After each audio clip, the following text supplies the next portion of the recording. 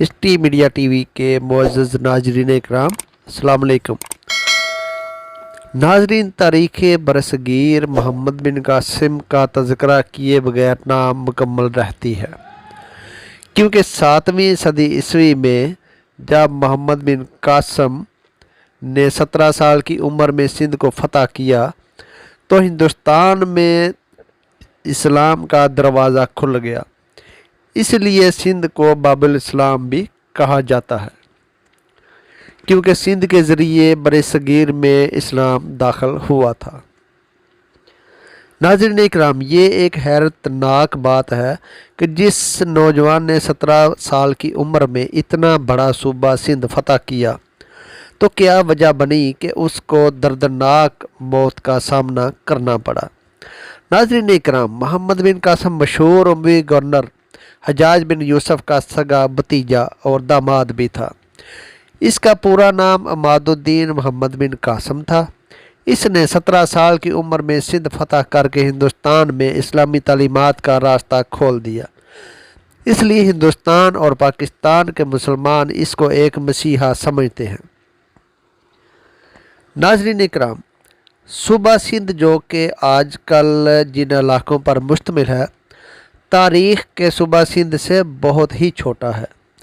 تاریخ میں صوبہ سندھ بہت بڑے علاقے پر مشتمل تھا۔ یہ مشرق میں ساحل مکران تک، جنوب میں بحیرہ عرب اور گجرات کاٹھیاوار تک، مغرب میں مالوے اور راجپوتانے تک، اور شمال میں ملتان سے گزر کر جنوبی پنجاب تک وسیع تھا، اور اس تمام تر علاقے کو سندھ ہی کہا جاتا تھا، مگر یہ سندھ 2 حصوں میں تقسیم تھا۔ شمالی سندھ پر راجہ داہر کے بڑے بھائی دیر سینا کی حکومت تھی اور جنوبی سندھ پر راجہ داہر حکمران تھا۔ دونوں بھائیوں میں اختلاف اس وقت شروع ہوا جب راجہ داہر نے اپنے نجومیوں اور اپنے درباریوں کے کہنے پر اپنی ہی سگی بہن لاڈی سے شادی کر لی۔ نجومیوں کے مطابق لاڈی بہت خوش قسمت اور خوش نصیب عورت تھی، اور جس سے اس کی شادی ہوتی حکومت اس کے پاس ہی رہتی۔ راجہ داہر کے بڑے بھائی دیر سینا کو جب یہ بات پتہ چلی تو اس کو یہ حرکت بہت ناگوار گزری، اور وہ ایک بڑی فوج کے ساتھ راجہ داہر کو سزا دینے کے لیے اس پر حملہ آور ہو گیا۔ اس سے پہلے کہ دونوں کی آپس میں جنگ ہوتی، راجہ دیر سیا چیچک کی بیماری کا شکار ہو کر مر گیا۔ اس طرح راجہ داہر پورے سندھ کا راجہ بن گیا۔ ناظرین اکرام، سندھ بحری قزاقوں، لٹیروں اور اموی سلطنت کے باغیوں کے لیے ایک بہت ہی محفوظ پناہ گاہ کی حیثیت بھی رکھتا تھا۔ ایک دفعہ سری لنکا، جس کو اس وقت سیلون کہتے تھے، کہ بادشاہ نے کچھ تحفے خلیفۃ المسلمین کے لیے دمشق بھیجے۔ یہ تحائف 2 بحری جہازوں پر لادے ہوئے تھے، اور ساتھ میں کچھ عرب تاجروں جو کہ تجارت کی غرض سے سیلون میں آباد تھے اور انتقال کر چکے تھے، ان کے یتیم بچے اور بیوائیں بھی موجود تھیں جو کہ دمشق جا رہی تھی۔ جب یہ جہاز دیبل کے مقام پر یعنی موجودہ کراچی کے مقام پر پہنچے تو بحری قزاقوں نے ان جہازوں کو لوٹ لیا اور مسلمان عورتوں اور بچوں کو قیدی بنا لیا۔ صرف ایک مسافر زبیر نامی بچ کر بصرہ کے گورنر حجاج بن یوسف تک پہنچ گیا اور اس کو دیبل کے مقام پر ڈاکوؤں کے ہاتھوں بحری جہاز لوٹنے کی خبر دی، اور یہ بھی کہا کہ مسلمان عرب یتیم بچوں کو، عورتوں کو قیدی بنا لیا گیا ہے۔ اس وقت مسلمان اندلس یعنی اسپین اور ترکستان کی فتوحات میں مصروف تھے، اس لیے حجاج بن یوسف نے اس معاملے کو بات چیت کے ذریعے سلجھانے کی کوشش کی، مگر راجہ داہر کی ہٹ درمی نے جلتی پر تیل کا کام کیا، اور اس طرح سندھ پر حملہ کرنے کا فیصلہ ہو گیا۔ ناظرین اکرام، اس حملہ کی سرپرستی حجاج بن یوسف نے کی، اور इस फौज का कमांडर अपने भतीजे और दामाद मोहम्मद बिन कासम जो कि एक मशहूर मुसलमान मुजाहिद था को मुंतखब किया। उस वक़्त मुसलमान सुपर पावर की हैसियत रखते थे। रोम और फ़ारस जैसी अजीमुशान सल्तनतों को मुसलमानों ने फतह कर लिया था और उनका गुरूर खाक में मिला दिया हुआ था।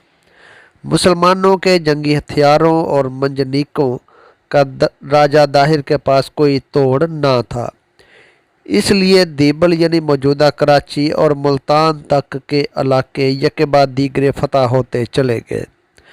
फतुहात से बढ़कर जो कारनामा मोहम्मद बिन कासम ने सर अंजाम दिया वो मफतूहा इलाकों की एडमिनिस्ट्रेशन थी। उसने फतह के अगले रोज़ ही ये ऐलान करवा दिया कि जो आदमी अपने मज़हब पर कायम रहना चाहता है उसको मुकम्मल आज़ादी हासिल होगी। इसके अलावा मंदिरों और गिरजाघरों का सालाना वजीफ़ा भी मुकर्रर किया गया। वो अब अवामुन्नास में इतना मकबूल हो गया कि शहर के लोगों ने शहर के बीचों बीच मोहम्मद बिन कासम का मुजस्समा तमीर करवा दिया। नाज़रीन इकराम, तमाम मौरखीन मुत्तफ़िक़ हैं कि मोहम्मद बिन कासम की वफ़ात 20 साल की उम्र में हुई, जब मोहम्मद बिन कासम फतह सिंध के तकरीबन 2 साल तक ज़िंदा रहा। इसकी मौत मैदान जंग में नहीं हुई और ना ही किसी बीमारी की वजह से हुई। हज्जाज बिन यूसुफ के इंतकाल के कुछ ही अरसा बाद उम्मी खलीफा वलीद बिन अब्दुल मलिक भी फौत हो गया। उसकी वफ़ात के बाद उसका भाई सुलेमान बिन अब्दुल मलिक खलीफा बना। सुलेमान बिन अब्दुल मलिक और मोहम्मद बिन कासम में साबका कुछ रंजिश हज्जाज बिन यूसुफ की वजह से पाई जाती थी, क्योंकि हज्जाज बिन यूसुफ खलीफा वलीद का मंजूर नज़र था, मगर सुलेमान बिन अब्दुल मलिक इसको पसंद ना करता था। मगर वलीद के होते हुए उसका कुछ बिगाड़ ना सकता था। लिहाजा जब सुलेमान बिन अब्दुल मलिक खलीफा बना तो उस वक़्त मोहम्मद बिन कासम ने मुल्तान फतह कर लिया था। तब खलीफा सुलेमान बिन अब्दुल मलिक ने मोहम्मद बिन कासम को फौरी तौर पर वापस बुला भेजा और हज्जाज बिन यूसुफ के ख़ानदान का फ़र्द होने की वजह से मोहम्मद बिन कासम को खलीफा सुलेमान ने अताब का निशाना बनाया। नाज़रीन इकराम, मोहम्मद बिन कासम की मौत के हवाला से 2 मुख्तलिफ बयानात मिलते हैं। चचनामा सिंध की तारीख़ पर पहली बाकायदा किताब समझी जाती है। इसके मुताबिक मोहम्मद बिन कासम ने राजा दाहिर की मौत और उसकी शिकस्त के बाद दस्तूर के मुताबिक माले गनीमत राजा दाहिर की बीवी और बेटियों को अपने खलीफा सुलेमान बिन अब्दुल मलिक को भिजवा दिया। राजा दाहिर की बेटियों ने झूठ बोला कि वो खलीफा के लायक नहीं, क्योंकि मोहम्मद बिन कासम उनको पहले ही हाथ लगा चुका है। इस बात पर सुलेमान बिन अब्दुल मलिक बहुत सख्त नाराज़ हुआ और हुक्म दिया कि मोहम्मद बिन कासम को बैल की खाल में बंद करके वापस ले आओ।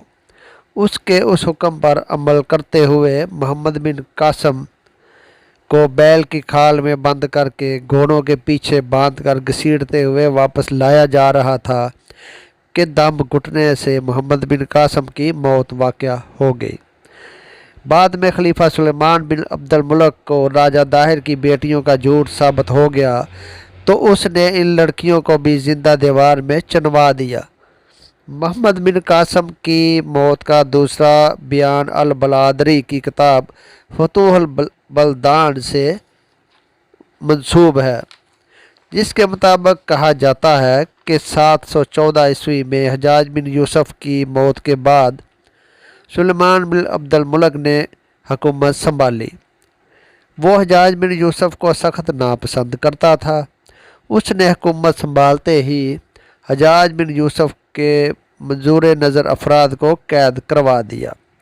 चनांचे मोहम्मद बिन कासम को भी कैद कर लिया गया और कैद खाने में तशद्दुद करके मोहम्मद बिन कासम को मौत के घाट उतार दिया गया। इन दोनों बयानों के मुताबिक भी खलीफा वक़्त ही मोहम्मद बिन कासम जैसे अजीम मुसलमान कमांडर की मौत का मुअज्जब बना।